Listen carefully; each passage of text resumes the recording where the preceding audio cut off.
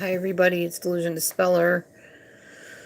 No, I'm not coming on with my head covering on so that people can make fun of me or say that I'm crazy or whatever. It's my Sabbath day, and to me, Sabbath day is holy. So occasionally, during my Sabbath days, I like to wear a head covering. Whatever. I'm not hurting anybody. I'm in my own home. And I wouldn't be hurting anybody if I wore it outside my home. I often do that as well. Anyway, this isn't about my head covering. I just knew that that'd be the first thing y'all notice when I come on. So I figured I would kind of give a little protective disclaimer on my head covering. I am going to do a documentary on the 12 tribes right now. And apparently people can chat. So, okay, that's all good. Whatever. I don't care. I'm going to be playing this documentary and, of course, stopping it and commenting in between, giving my own input like you do on a documentary. So I hope it will be informative to you and open your eyes a little bit more about some of the cults that are out there and how this particular one operates. So without further ado, we are going to. One moment. All right. So there's nothing to really see here, so I'm going to be flipping this around. It's more of a podcast documentary type thing. So here we go. It's a listen and not see thing. And I will be posting the link below of where I got this from, okay? Here we go. Is the 12 Tribes cult. Usually I go through their history, but honestly, right now, all I feel comfortable mentioning about it is that it started in Chattanooga, Tennessee in 1972. It's possible to get a reasonably accurate history of this group, but it isn't easy. So to start, let's talk about their leadership. Then we'll talk about their beliefs and practices, and finally, I'll give you a few fun facts. The cult was started by Eugene Spriggs. He was a former high school guidance counselor. Now he's called Yonek by the members of the group. Okay, two things before he goes on. This guy that's doing this documentary, he attended there apparently to this at this cult. He is an atheist. He's not a Christian. He's not a religious person. He is a disbeliever in God apparently. And he is just talking about his time there in the 12 tribes and how it started and what their beliefs are. As he said, Eugene Spriggs is the one that started it up. He was a high school guidance counselor. He actually had an organization that took in wayward teens and got them back on their feet. Go figure. Here we go. All members are given a Hebrew name when they join. Make note of that. Remember, in the bite model, changing people's names is one massive red flag. If your religion wants to call you something other than your full name, then you should be extremely suspicious. Even calling you brother this or sister that is changing your identity. Anyway, Spriggs is super secretive, so it's really hard to gather information. I disagree with that. There's nothing wrong with calling somebody brother or sister or mishpocha, as we say in the Jewish churches. Nothing wrong at all.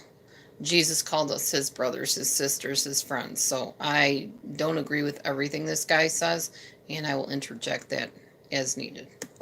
About him. But the fact that he was a high school guidance counselor is kind of f***ing concerning.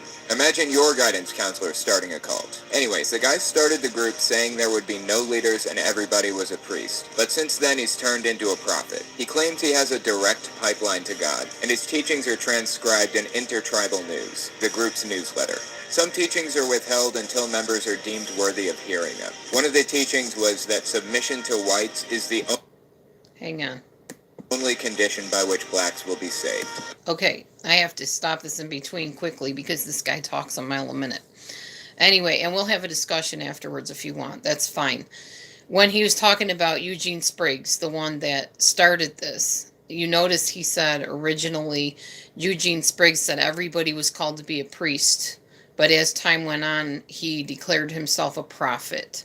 Major red flags there. Anybody declaring themselves a prophet suddenly without any type of godliness following, and I don't mean pretend godliness put on to please your organization. I mean genuine godliness in how he treats people, how he lives his life. Danger, danger, red flags. And women do this too, not just men. Women are prophetesses and men are prophets. That's how it works. Okay. and that Martin Luther King Jr. was filled with all manner of evil. The church has said that they are not, in fact, racist, though, because they have a black friend, or more accurately, black members throughout their tribes. So we can rest assured, they aren't racist. Spriggs also teaches that Jews are guilty of the blood of Christ, which has led to some serious anti-Semitism from members. I obviously would not be welcome there. Well, unless they wanted to indoctrinate me in their cultic ways. So that's disputed by the church. I've noticed that people take one of three positions on Jews. Either they think they murdered Jesus so they're evil, or they believe that they're God's chosen people and they worship them as a result, or they view them as normal people, just like anybody else, as I do. Nobody is any better or worse than anybody else, but claims about them being better or worse than other people genuinely does a lot of harm. I would love to shatter the idea that they're particularly different, but I know that's a lot easier said than done. You know, a lot of people that talk about Jews will say they're the chosen people, and me being Jewish by nationality, I hear that all the time, of course, but I would say Jews were chosen first. Not that they're the chosen, but that they were chosen first, and then the Gentiles were chosen, and that's biblical. That's exactly how it happened. It doesn't mean the Gentile people that are not Jews are any less than the Jewish people, or any person is less than any other person. By their fruits you shall know them, and if somebody's fruits are bad, whether they're a Jew, a Gentile, a Greek, a Rastafarian, whatever, they're just not good people if their fruits are bad, you know. It says in the Bible that good things come out of a good tree. Obviously, that's kind of a situation. Most of us know that if people are going around doing bad things, they're not like savory people to be with. So it doesn't matter what your beliefs are. Are you a good, kind person? Are you decent to other people? So within reason. Y'all know my other beliefs about witchcraft and stuff like that, and Satanism. That's different. That's a whole different ballgame there. We're not talking about that. Anyways, let's talk about one more thing before we move on to their core beliefs, the Yellow Deli. The cult members run a number of delis called the Yellow Deli. You have to have given up everything you own in support of the cause and devoted yourself completely to work in these delis. Remember, these people live on communes normally. These delis are in the outside world. You have to have proven yourself to work at one of these. They're pretty much conversion camps. Invite somebody out for free food to talk about Jesus. Once they arrive, they feel obligated to take the next step because they feel like they owe you. It's all part of the scam. The delis are the first line of conversion, and supposedly they're really good, cheap, and open 24 hours. Check them out on Google Maps. I'd be willing to bet there are some near you. But be extremely careful. Just don't forget the fact that they're a front for a cult. Now let's talk about their beliefs and practices. They're pretty similar to the Amish in many ways. They wear beards, they don't believe in cutting hair, they don't watch TV, no drinking, no smoking. Common rules you find among oppressive cults. As I've mentioned before, the Amish came from a branch of Christianity called Anabaptists. Okay, this guy's got his facts right about the Amish, but no, the 12 tribes are not like the Amish at all. And it's debatable whether the Amish are cults. And I know some people will scream and yell and shout me down on that one. But honestly, the dog torture that they do in Amish communities is deplorable. The dog mills they have, the way they treat their children, the way they allow their youth to come to, like out of the Amish communities, and I forget what it's called, but they're allowed to have this time in their growing up where they can just literally sow their wild oats, sleep around, do drugs, whatever they want to do to find themselves. That's a whole other ball game. Hey, Grandma Ducky. Hello, Kimberly Mack. Good to see you. And Anabaptists branched off from Catholicism around the same time Protestants branched off, in the 1500s. But actually, this group is not linked to Anabaptists in any way. As I said, they started in 1972, branched off from Protestantism. They're really similar to Messianic Jews. For those of you who don't know what that is, They're really not similar to Messianic Jews. Sorry, dude, they're not. I'm a Messianic Jew. They're not similar to what we believe at all. A cult is not Messianic Jewish. Messianic Jews believe in Jesus, but they believe that he came, and Orthodox Jews do not believe that he was the Messiah, that the Jesus that came was the Savior or the Messiah. They're still waiting for their Messiah. I think they believe Jesus came. They just don't believe that he was God, and they don't believe that he was the Savior or the Messiah. whereas Messianic Jews believe in him being the Messiah, so the Savior. Um, 12 tribes? No, it has nothing to do with any of that, really. It really doesn't. The whole Jesus thing, like he said, is a front. He's kind of contradicting himself, I think. Because on one hand, he's saying it's a front. On the other hand, he's saying, well, they're a lot like Messianic Jews. Nope, sorry. Not true. Not in my opinion. It's basically somebody who believes that Jesus was the Messiah, but they don't think he undid anything from the Old Testament. So they believe he died for people's sins, but they think they still can't eat shellfish, and they can't put two literal seeds in the same literal hole, and they... Yeah, well, there's a lot of those beliefs, like in Leviticus in the Bible, that Messianic Jews do hold to. I'm not like a die-hard, I follow every single precept of the Messianic Jewish beliefs. I don't follow every single precept of any belief. My beliefs are God and me, and what he tells me is truth. That's how my beliefs are. That's why I don't encourage other people to follow my beliefs, because my beliefs are personal beliefs. And I mean, if you want to join along with me and you believe similarly, fine, but I'm not here to indoctrinate anybody or to convince them that my belief is the belief. It just works for me. That's kind of how it works. Can't wear polyester, or the whole 9 yards. All 613 commandments from the Old Testament. Oh, you thought the first 10 were special? No, there were 613 of them, and people were expected to follow them just the same as any others. So anyways, they kind of consider themselves similar to that. Messianic Jews. Their main goal is to remake the 12 tribes of Israel and usher in the return of Yeshua, aka Jesus. Since J's don't actually exist in the language in which the Bible was written, it's kind of illogical to think that Jesus was actually the guy's name, if there was such a person in the first place, which I doubt. In fact, the letter J wasn't even invented until the 1600s. This is true. And I have heard that at the Messianic Jewish church I used to go to with Matthew. We called him Yahshua. We did not call him Jesus, ever. If you called him Jesus, people kind of looked odd at you. And even the songs that we sang had Yahshua in them, not Jesus. Now, of course, I've been to Christian churches where they sing Jesus, and I still go to Christian churches where they call him Jesus. So I don't have an issue with it. I'm not going to say, well, let's sit and argue over what his real name is.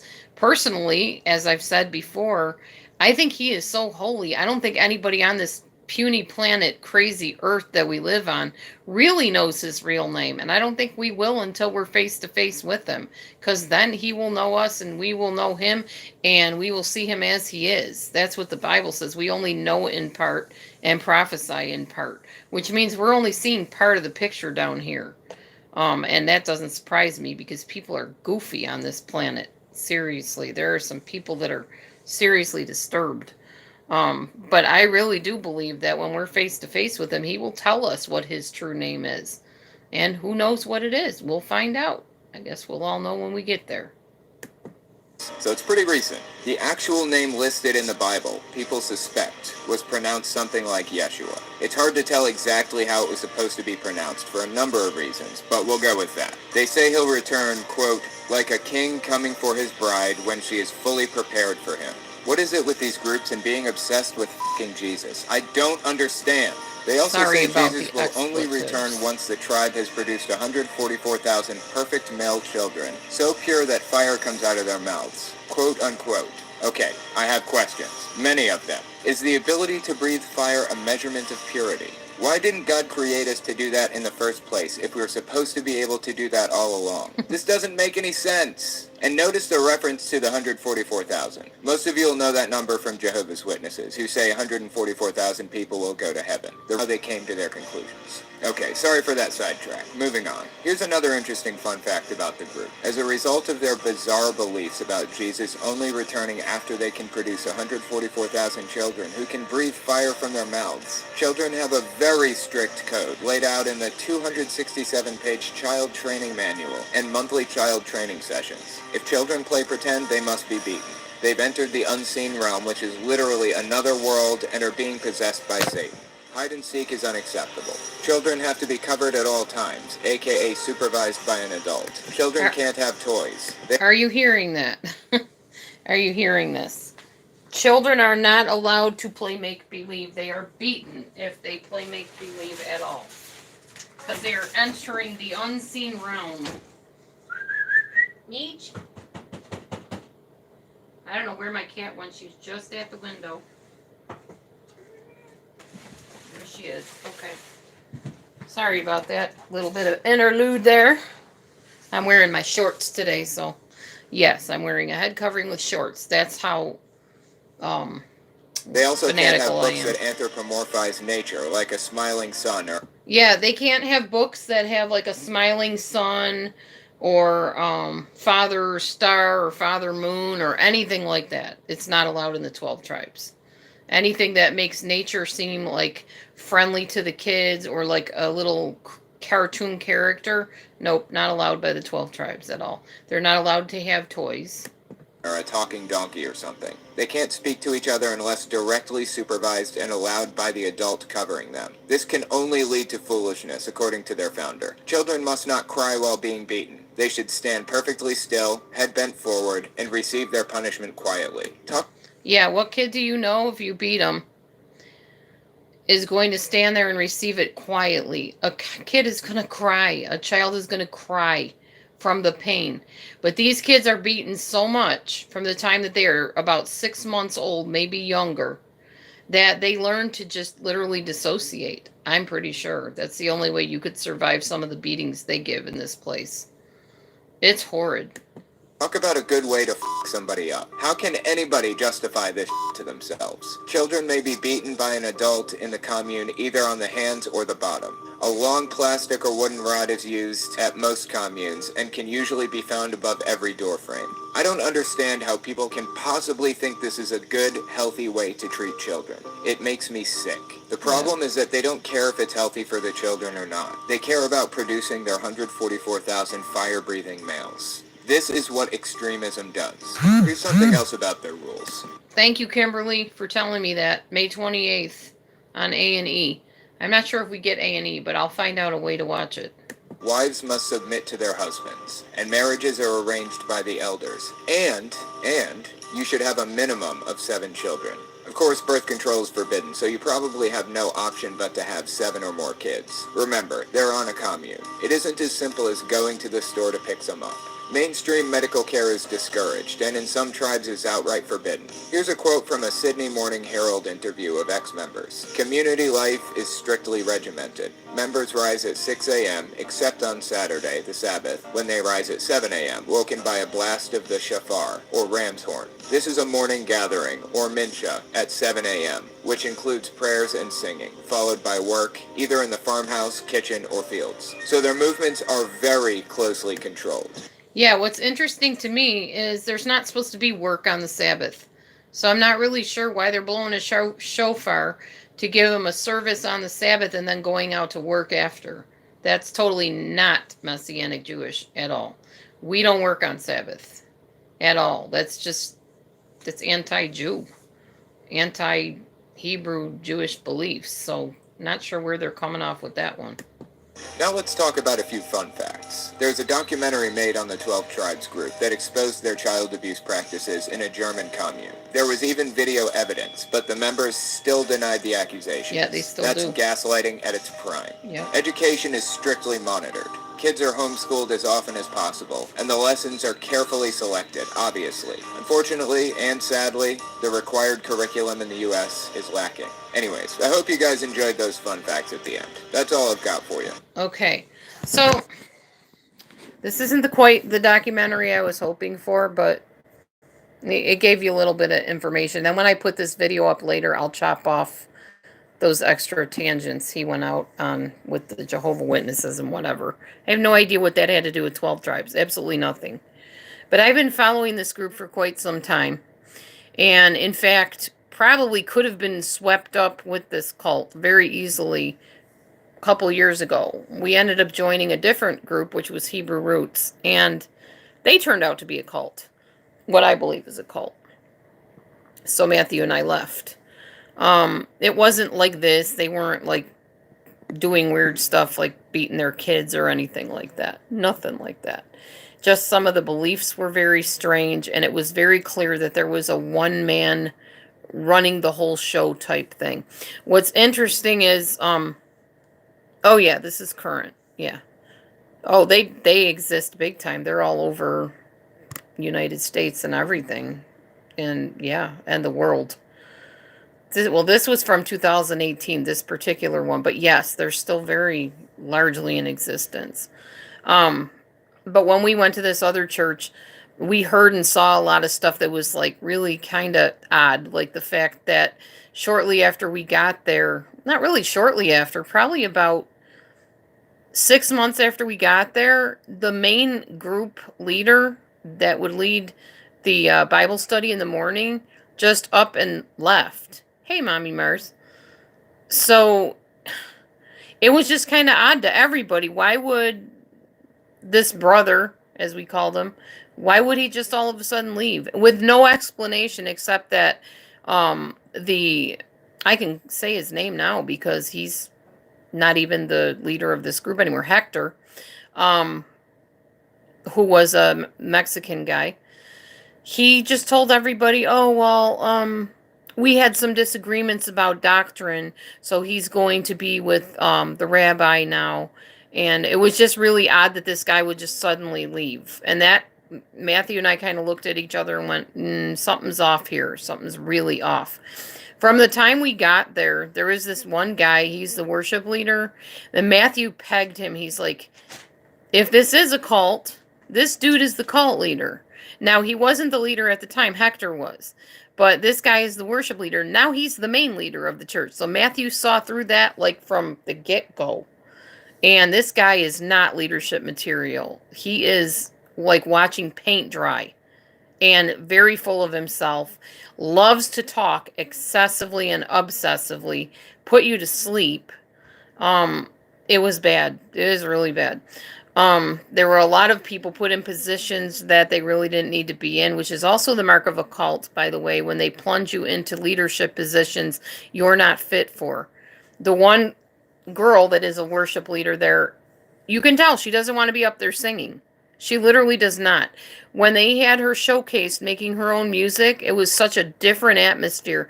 She was so happy to be up there, and you could tell she had written her own song. Her voice was totally different. She was engaged in it. But when she's up there leading worship, it's stiff and it's very, very off key. And yeah, it's not good. So we left there. We also, when we were there, there was this Feast of Trumpets or Feast of Tabernacles, sorry, where for, was it 8 days or something like that, we slept in a tent. Matthew and I did. And other people slept other places. Some of them slept in the church. And this church had dormitories attached in the church and outside around the church. Again, red flags. What church do you know that has dorms? Seriously. Yeah, and we thought that when we first got there, we were like, something's off here. When we pulled up, it was like a compound, literally like a compound. And it's pretty much how it ran, like a compound. You could still go there and stay overnight to this day if you want to. Like if they're having like an 8-day celebration, just tell the people that you want to spend the night. And there you go. Here's your dorm. They didn't even give you keys. I don't even think the door's locked if I remembered right. I don't think they did. Maybe they did. I don't know. It was kind of like a little mini hotel thing going on there. But it was odd. I've never been to a church that had dormitories and dorm rooms. It did, though. Um, so there was this one Feast of the Tabernacles thing that a couple friends of ours that started bringing us out to this church really wanted to go to this. But then she started having problems suddenly with her husband and arguments about everything, and she was not submitting to her husband. So she really wanted to come to the Feast of Tabernacles, and we knew she did. So we decided to take some money and give it to them. And I was upset because I thought, you guys, these people have been here way longer than we have. And they were in not a Unitarian, but a Universalist cult, I think, or something like that before this. So they're like prime cult candidates, obviously.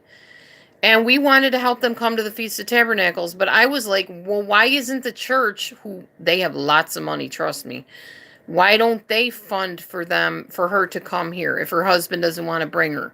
Why won't they help her get here, But no, we ended up giving them the money to come. And I don't know, there was just You just know when something's off. So if you are somewhere and you sense that something's not right, don't second guess yourself. Leave. Seriously, leave. So sure enough, after we left, shortly thereafter, a bunch of other people left. And also, like I said, the guy that was the worship leader has taken this over. Like Matthew predicted, oh, he'll be the main cult leader. Sure enough. We're just really glad we got out of there, before they start passing around the Kool-Aid. And that's not a joke. I know people say, oh, don't drink the Kool-Aid. And we used to say that too. Even there, the people there would say, oh, well, don't drink the Kool-Aid.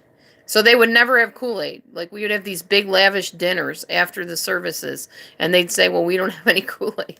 Because they knew people called them a cult. Lots of people called these people a cult. I remember Hector looking me dead face in the eye and said, do you think we're a cult, Laura Beth? Do you think we're a cult? And at the time, I was like, no, that's silly. You're not a cult. How could they say that? A cult does this, this, and this, whatever. And then as time went on, I was like, oh, heck yeah, you're a cult, I didn't say that to him. Obviously, he was kind of a foreboding character. Very dark. Not mean. He was very friendly and everything. Give you the shirt off his back. In fact, helped us a lot financially for a while. But there was something about the whole place. It just didn't sit right. It just didn't. So yeah, we were really, more me, could have gotten sucked into 12 tribes easily. At the time, Matthew and I really wanted to find a commune to move to. We were looking for a communal living place where people had all things in common and everybody ate dinner together and danced together and sang together and worshiped together, and we were looking for that. So thankfully we found this place first because we probably would have gone almost anywhere at that point. We just really wanted to have some kind of holiness in our life again. Matthew was raised Catholic. I was raised Catholic, but I was raised charismatic Catholic. My two aunts introduced the charismatic movement into the Catholic Church. So they were the first ones to lift their hands and pray in tongues and all that kind of stuff. My two aunts did. In the Catholic Church. They were the only two that prayed. People would look at them and stuff. But me being the rebel that I am, and y'all know that I am, I liked anything that was different, that rocked the boat, that went outside the boundaries. So the fact that my auntie came to my confirmation in the Catholic Church and knelt down in the front pew, praying loudly in tongues, fascinated me. I loved it. I wanted to know her more and more. I wanted to know my other auntie, and I did get to know my aunt that came to my confirmation. She was my sponsor for my confirmation in the Catholic Church, and fascinating woman. Unfortunately, over the years, she kind of went senile, and they wouldn't allow me to see her. They said that it would scare her. She wouldn't recognize you. So I was forbidden to see her, and I found out she died a couple years ago. So that was sad to me. But yeah, I was always the type of person that was a boat rocker, earth shaker, rebel, black sheep, whatever. I always stuck out like a sore thumb, no matter where I went. And I still do. I know. I'm odd. I don't care. I like it. I like me. So, anyway. So the 12 tribes, yeah. Hi, Wonderfell. Good to see you. So the 12 tribes cult, I've been studying them for 3 years now, 2 years, something like that, ever since I went to this other place. And I can tell you the practices that they are using with these little kids are just horrid. Horrid stuff nightmares are made out of. They really need to be stopped and shut down, but they probably won't because it's a religious organization. And they go under the guise of, well, we're a religion. You can't step in, law. We don't want your laws here. We're following Yeshua, whatever. We're following the Bible. No, they're following their Bible. Eugene Spriggs's Bible that says beat your children when they're 6 months old if they move when you're trying to change their diaper. That says take kids that act up during the service and make them bend over while you beat them with a balloon rod. That's Eugene Spriggs' Bible. That's not any Bible I've read. Now, yes, the Bible says, and it does not say, spare the rod, spoil the child. That is totally misquoted.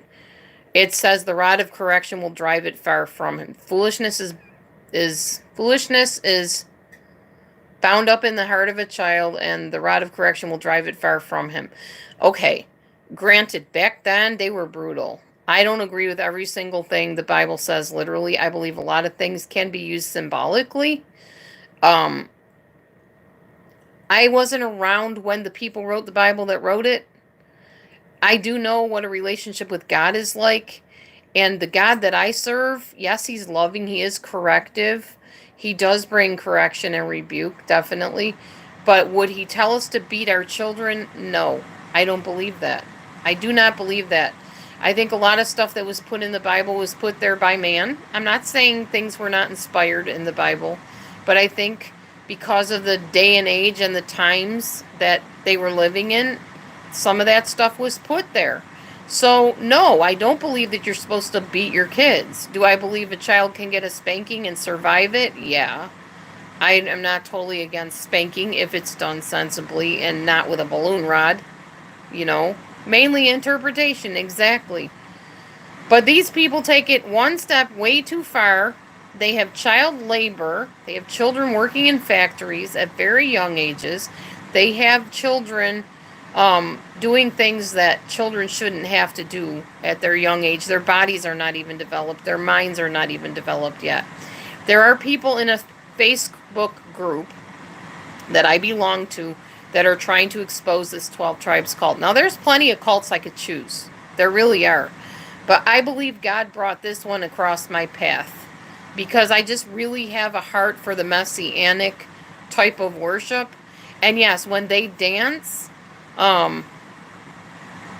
yeah, you didn't, Kimberly. You didn't deserve that. When they dance, it's kind of a messianic flair style of dancing, but I can assure you their beliefs are not messianic. And their dances are not even really messianic.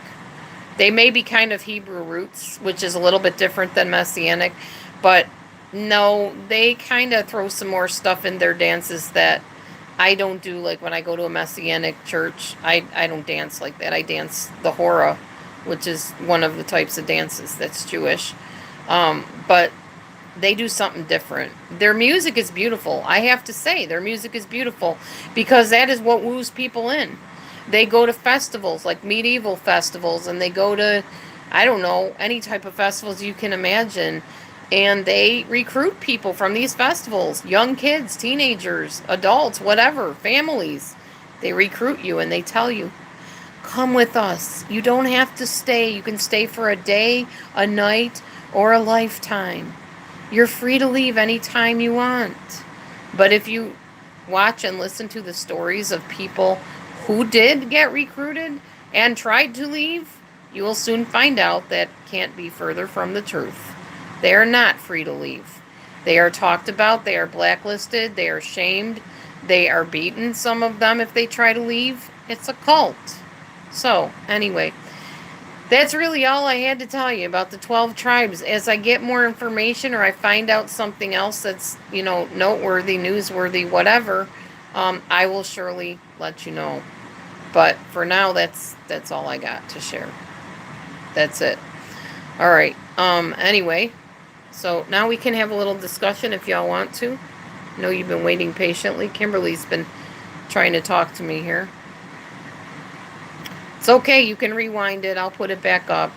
Except I'm going to chop out the part where he goes off the tangent into Jehovah's Witnesses because that has nothing to do with 12 tribes. Yes. Any kids that live on campus at UTC, yeah. University of, is it Chattanooga, Tennessee? Yeah, they go after people. They're trying to get you in. Good free labor or cheap labor, so they're going to try to recruit you. And it's bad. Once you get in and you get married and you have to have children and you are forced to beat these children. And if you will not beat them, somebody else will happily take your place. Anybody is allowed to discipline. I hate when they call it that. Hate it.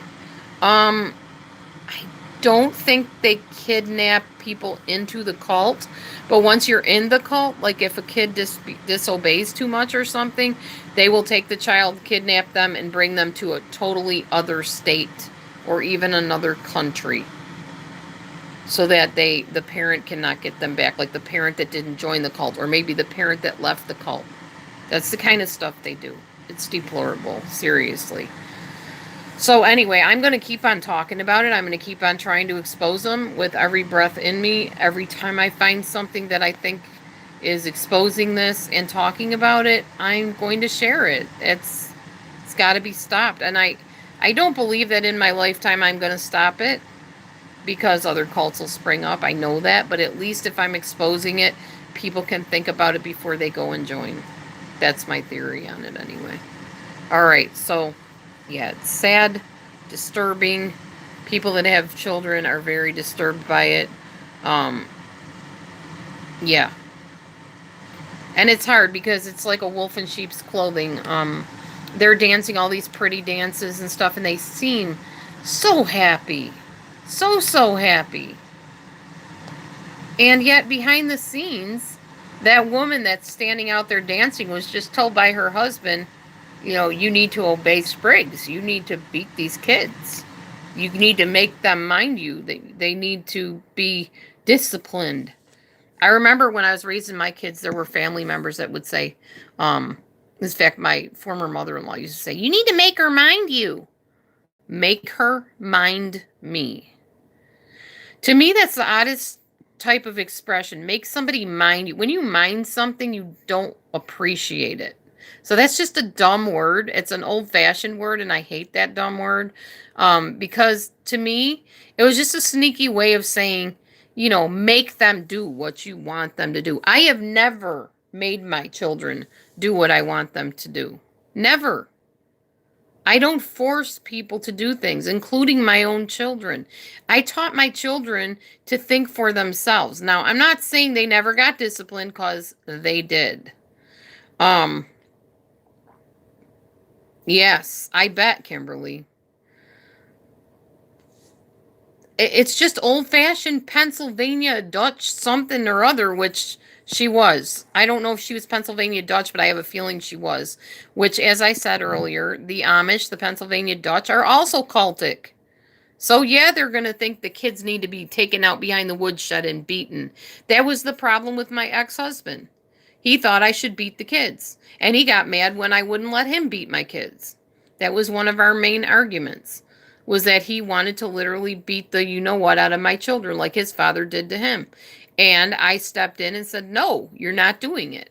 And my mother stepped in and said, if you allow him to do this to your children, I will report both of you to child welfare and you'll lose your kids. So you better believe I stepped in and said, not to my kids, you're not. I don't care what happened to you. You're not doing this to my children. So, yeah, and then I was, family enemy because I was disobeying my husband and not submitting to him. That's why when people say, oh, wives submit to your husband, you need to read all the verses there. It's not just wives submit to your husband. It's husbands, love your wives like Christ loves the church and gave himself for her. While she was yet a sinner, he gave himself for her. So who has the bigger responsibility? In my opinion, the man. The man has the bigger responsibility to love his wife and to be sacrificial. Even if she's acting up, even if she's playing the fool, whatever, he needs to love her. The Bible also says women are the weaker vessel. Now, that doesn't mean we're weaker than men in the sense of, well, we can't work like they do, blah, blah. That's not what I mean. It's not what the Bible means. It means we are gentle creatures. We need nurturing. Not all women, but that's the way we were designed. We have tender hearts. So a husband that's going to be a bully is not going to work for a tender-hearted wife. And that's why so many women stay in abuse, because they're intimidated by their abusers. And I'm not just talking husbands and wives. I'm talking friendships, relationships, dating relationships, families, whatever. You don't owe it to anybody to stay in abuse at all, period. You don't owe it to anybody to stay in a cult. But if you are in a cult, or you know somebody that is, and they're planning on getting out, please tell them to be careful. Because people in cults are ruthless, absolutely ruthless. They will stop at nothing to keep that person there or to lead them back into it. Yeah, the man is meant to be the leader of the head, or the head of the. Actually, the man is to be the head of the wife. That's what the literal scripture says. He's to be the head of the wife, a director, a person that gives her guidance. He is not to be the rod of the wife that beats her. He's not to step on the wife. You are two individuals. I do not believe for a second that God meant in marriage for a wife and a husband to be joined at the hip and never do anything apart from each other. I don't believe that. Oh, that's good, Kimberly. But in my first marriage, that's definitely how it was. I believed in submitting to my husband, so anything he said, within reason, I pretty much did until he started being abusive towards me, towards the children, until I realized he had some really distorted behaviors and perceptions about life and marriage and families in general. So then, yeah, I put my foot down and said, I'm not going to allow this. But the second husband was learning disabled, so I pretty much ruled the roost. I controlled everything. I controlled the bank account. I controlled his meds. I controlled decisions. The only thing I did not control was that my second ex-husband belonged to a band and did drugs, heroin, all kinds of stuff with his band with my college money, which I didn't know because I was too naive to realize that's what he was spending it on. But he was learning disabled, and he did not reason logically either. Yeah, I know. I pick them, don't I? So then, of course, I met Matthew, and what we're working on right now is being partners, being supporters of each other, being encouragers of each other, being people that give compliments to each other each day and notice things that bless the other person. We give praise to each other. And I don't mean like, praise God. I mean, we praise the good things about each other. We try to find good every day in each other. That's what this book is teaching us right now. So, we're more of equals. And honestly, it's kind of odd because he's 17 years younger than me to say that he's my equal, but we don't notice the age difference all that much. Once in a while, you've heard me talk about that sometimes he acts a little juvenile, more than his age, less than his age. But for the most part, when we're just interacting in everyday life, he's a man, I'm a woman. That's how we see it. We don't really notice that he's like drastically younger than me. That he's the age of my daughters or anything like that, because we don't have a mother-son type of relationship. That would just be odd and weird. So we don't have that. We have a partnership. We have a friendship, and it's worked out really nice for us. So, yeah, I don't know. I mean, everybody has different ways they run their marriages and their family and stuff, but that's just what's working for us. And it took us almost 6 years to get to the point where we finally learned what's working for us. Anyhow, yeah, well, my other two, thank you, Wonderfell's Life. We are. My other two husbands, my first one was 8 years older than me, and my second one was like 5 years older than me. And I've had boyfriends that were younger and older than me. But for whatever reason, this is working out the best. With a lot of struggle. A lot of struggle. But he's going through EMDR. I'm going through EMDR. So we can work out some of our past traumas and things that before we even knew each other that could be coming into the marriage and other relationships and causing problems. So that's going to be a good thing. Can only help.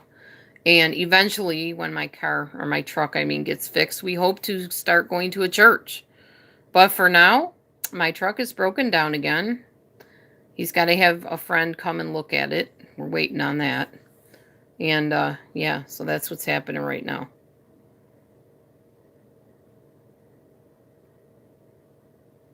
Yeah, that's hard, Mommy Mars. I know. I understand. Um,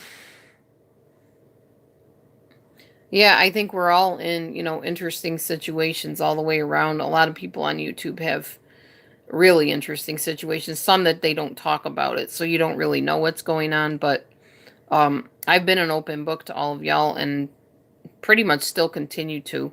I'm still trying to learn to, a little bit of discretion in what I share. I'm not very good at that. I'm very impulsive at times and just want to talk and share with people. Honestly, when I started the whole thing talking about Matthews and my situation, I was very frustrated and I felt very trapped and I felt like I just wanted to grab a megaphone and climb up to the rooftop and shout what I was going through.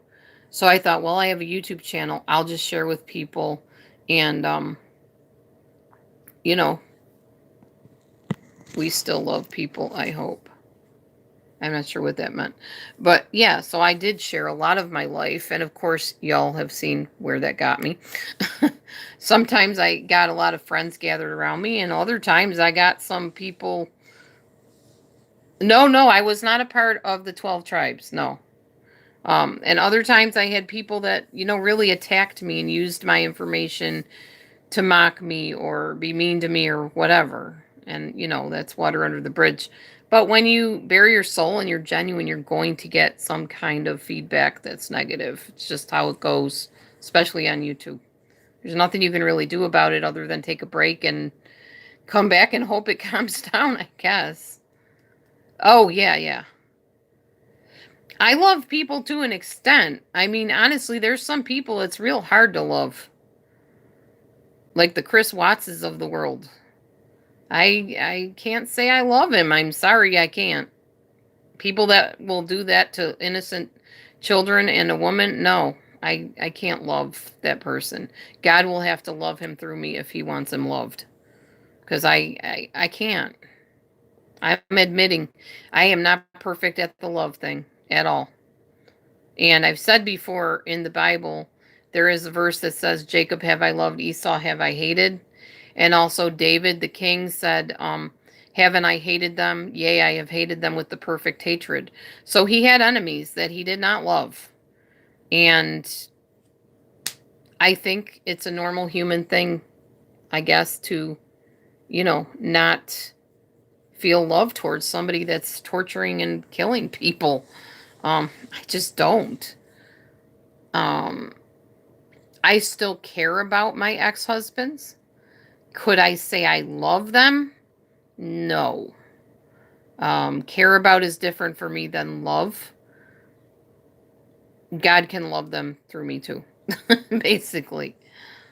You love animals more than people. I understand that. Sometimes I feel like I love my cats more than people, for sure. They're just so innocent. They don't do anything drastically wrong, They don't hurt you. They don't, they might claw you accidentally or something, but they're not, my cats especially are very gentle creatures and very kind creatures. So why would I not love them, Oh, anyhow, y'all, I'll stay on here till about 4:30 and then I'm going to get off of here because I'm tutoring at 5.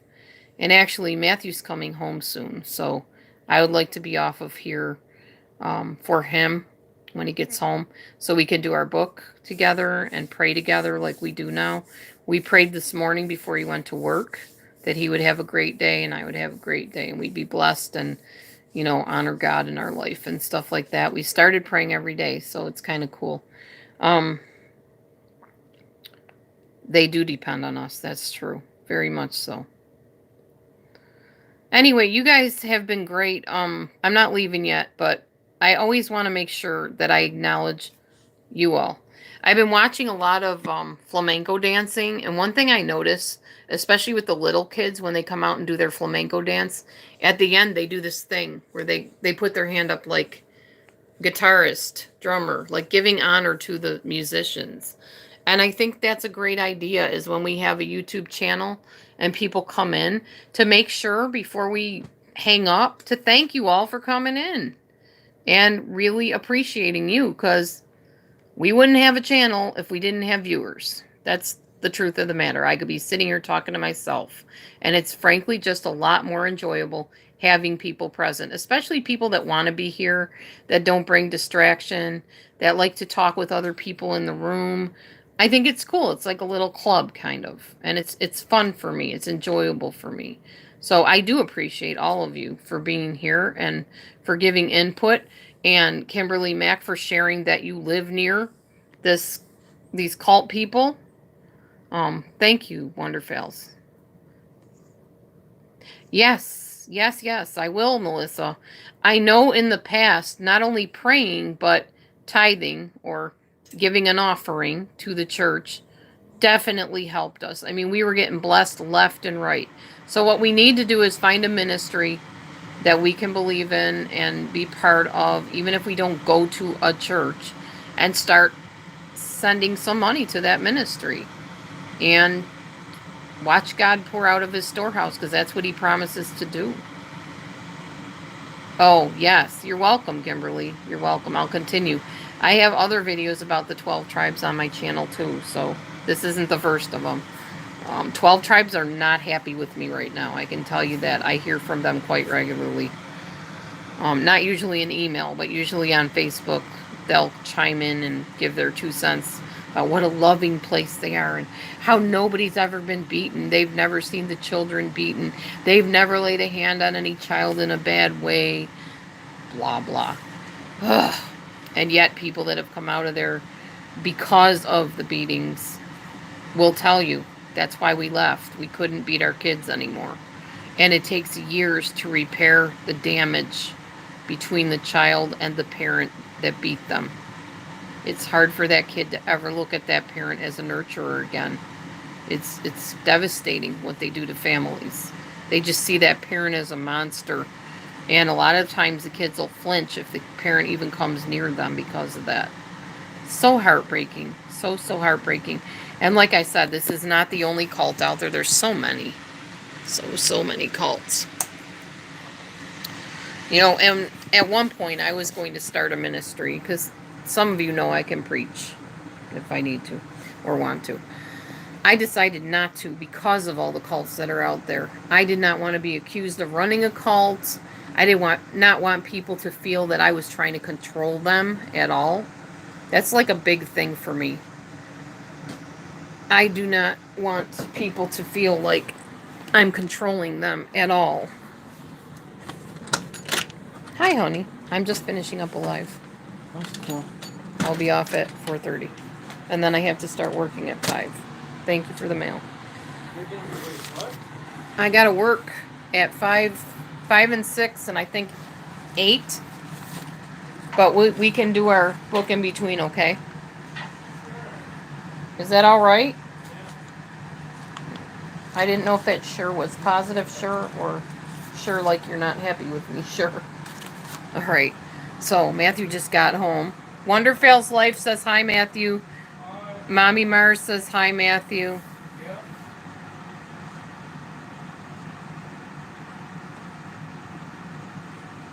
Did you get Mommy Mars's? Yeah, well, I hid the anonymous character. I hid them. All right. Thank you, Full On Drama. I appreciate you. All right. Bye. See y'all later. Bye.